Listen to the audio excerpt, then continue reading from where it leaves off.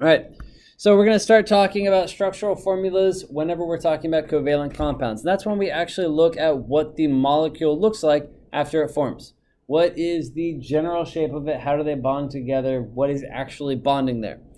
So for these, there are two ways we're going to look at it. First way we're going to look at is more of a rigid step-by-step process. And then the second way I'm going to show you is just by using the original Lewis dot diagrams we looked at originally.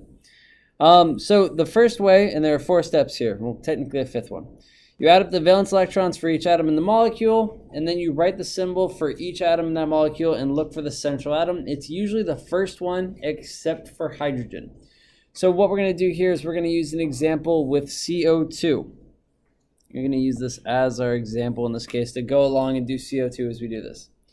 So we add up the valence electrons for each atom in the molecule. Well, carbon has 4 valence electrons. We know this from its location on the periodic table. Oxygen has 6 valence electrons each. There's 1 carbon, so that's 4. There are 2 oxygens, so that is 12. That gives us 16 valence electrons to work with here. We write the symbol of the atoms in the molecule and look for the central atom. It's usually the first one. In this case, that is carbon. So we're going to put carbon and then an oxygen on either side. All right, those are our first 2 steps. We're going to move down. The 3rd and 4th step is going to be to draw a dash between each pair of atoms that are covalently bonded together. So in this case, if we have carbon, oxygen, oxygen, we're going to put at least 1 dash between each of them for right now. Now, we said before that we had 16 electrons to work with, so we have a total of 16 electrons to use.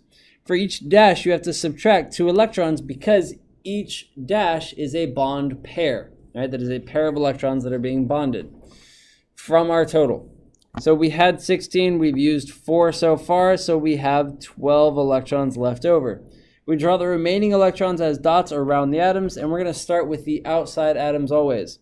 So we do 2, 4, 6, 8, 10, 12. All right? Now we're going to take this one. I'm going to move it on down because there's one last step here. Whoops, that didn't work. Oh no. Try that one more time. Grab that. Okay. And down here. All right. If there are not enough electrons to give atoms 8 electrons, we need to shift some electrons. And what that means is notice how right now carbon only has 2 4 valence electrons. Oxygen over here has 2, 4, 6, 8, and the other oxygen has 2, 4, 6, 8. So this one and this one are happy, but carbon only has 4. It needs to have 8 for that octet rule. So in order to do that, what can actually happen is this pair can become an additional bond, and one of these pairs can also become an additional bond. So we end up with carbon double bonded to oxygen, double bonded to this oxygen, and then there are 2 lone pairs left on each oxygen. So now whenever we count, we have 2, 4, 6, 8, 2, 4, 6, 8 for carbon, and then 2, 4, 6, 8 for the other oxygen, and they are all good. So let's do one more example of one real quick before we move on to adding one more step to this. Let's do water, H2O, all right? So our first step is to count our number of valence electrons. We have 1 for each hydrogen, 6 for each oxygen. There are 2 hydrogens, so that's 2 plus 6 gives us 8 electrons to work with. When we write it out, oxygen is going to be our central atom, hydrogen, hydrogen. We have dash, dash. Then we go to put our valence electrons around where they need to be. But this one, we can skip a step because hydrogen is happy with 2. So these guys don't need any more valence electrons because they're happy with just these bonds. So we've used up 2 and 4 of our valence electrons from those bond pairs. That means we have 4 left over. So we're going to do 1, 2, 3, 4. So our final Lewis structure is this. And ignore those little dots. They're just kind of superfluous, extra. So any questions on that? And go. All right. So VSEPR yesterday we said is VSEPR, right? It also stands for valence shell electron pair repulsion, and it is a theory.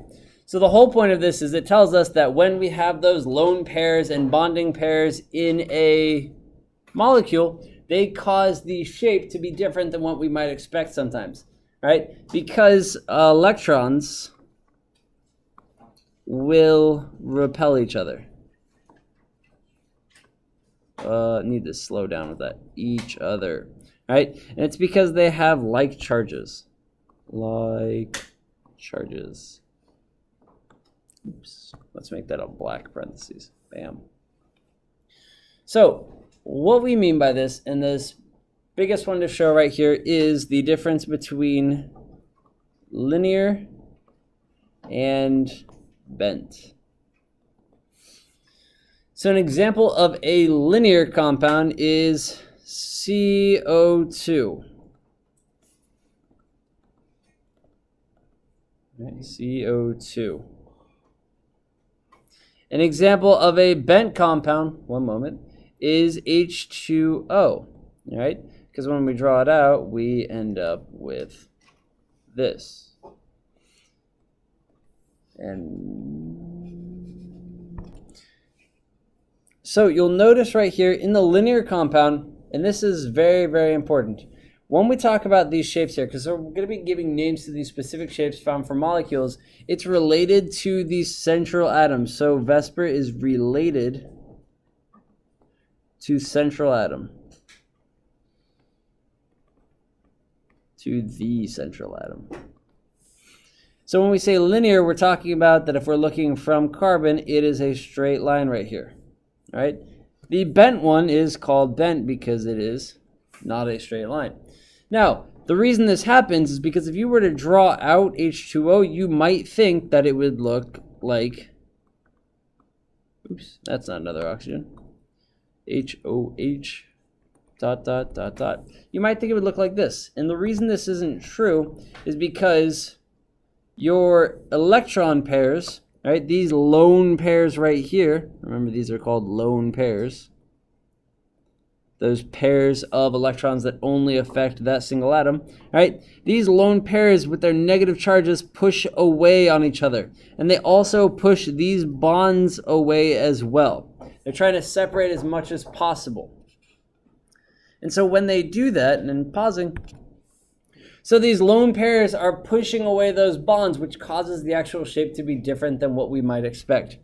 So we're going to talk about a couple of the big ones here. So we need to know linear, bent. Linear is whenever it ends up in a straight line and has no lone pairs pushing away up here. If there were lone pairs on carbon at all, it would be a bent shape because those lone pairs would be bending the shape and pushing it away. All right? Another one we're going to talk about here is trigonal planar.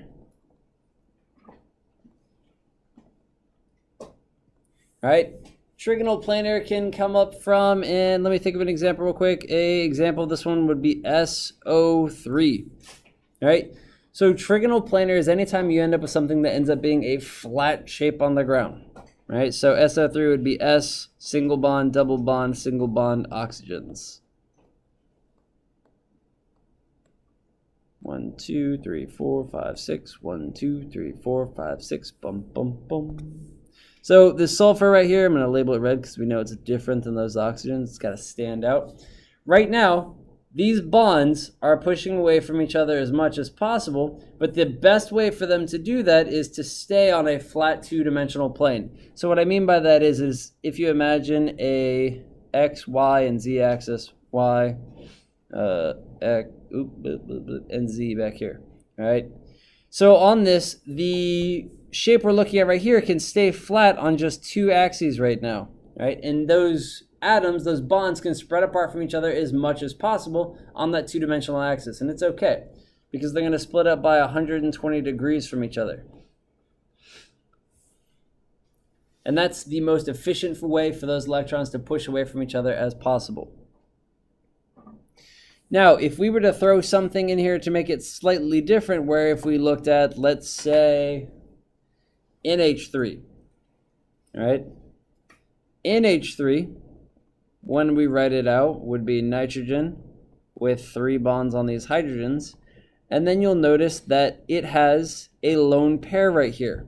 So what this actually does when we draw out the shape as VSEPR theory, you end up with nitrogen up here, and then a bond going down to the back, one coming out to the front, and one going to the back as well. Let's not make that such an ugly line, right?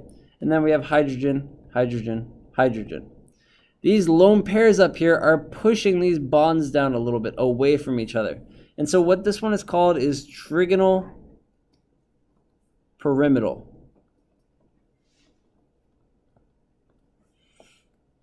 Right? And that's because if you look at it, it's kind of a pyramid shape, but only with 3 sides.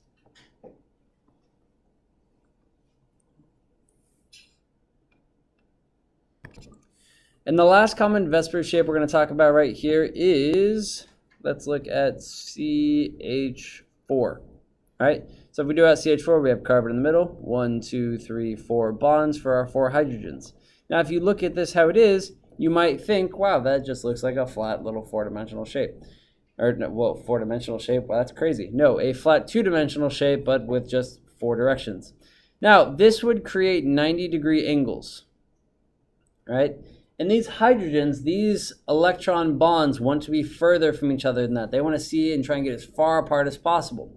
So the shape they actually form looks something like this. So if we have carbon in the middle, one going up a little bit, one coming out to the front, one going to the back, and one coming out to the front this way. All right? So you end up with your hydrogens here, here, here, and here. And then if I actually move up, I have a better diagram for it. It is this one. So this is what we're talking about here, where this is the carbon, these are our 4 hydrogens, and notice how this ends up making a 3-dimensional shape. These bond angles are slightly bigger than those 90 degrees that we'd be able to get otherwise. So we're trying to maximize that amount to get our electron bonds as far from each other as possible.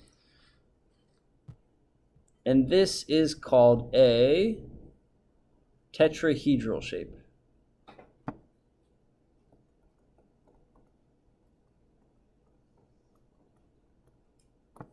And you can, I'm sure, guess why this is called a tetrahedral, because if you go ahead and you connect these here, we have one side here, right? Filling that out as a triangle, filling out a side here. It has a side on the back, and then a bottom. So you end up with a 4-sided shape, which is why it's called a tetrahedral. And then we're going to stop that here and do some practice problems.